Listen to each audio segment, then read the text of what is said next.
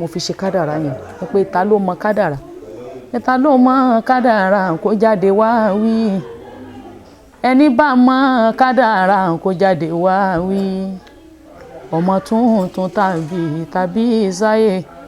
ṣẹlẹ̀ sọ kádàrá tó mú wá sáyé ẹlẹ́mí gungun ni abẹ́lẹ́mí kúkúrú solówó ni ó yà ní àbí tálákà oníwà rere ni àbí aláburú ẹni bá mọ kádàrá kó wá wí fún wa ọba tó ṣẹ̀dá mi ló ṣẹ̀dá rẹ̀ ìgbà tó ṣẹ̀dá mi kò sẹ́ni tó yé ìgbà tí ó pè mí padà o kò sẹ́ni tó lè sọ kò sẹ́ni tó lè sọ básíkò bá ti tó ẹ jẹ́ ká gbà fọ́lọ́run ká lè ní ìsinmi ṣó ti yé yín ọ̀yá kọ láìlá ìlọ́lá.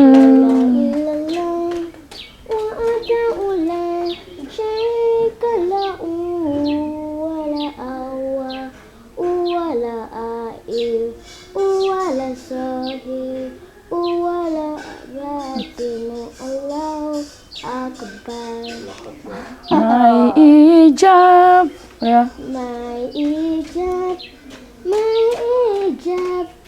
Islamic dress for a Muslim child. Some call it rag, some call it what they like, but for me is my hijab.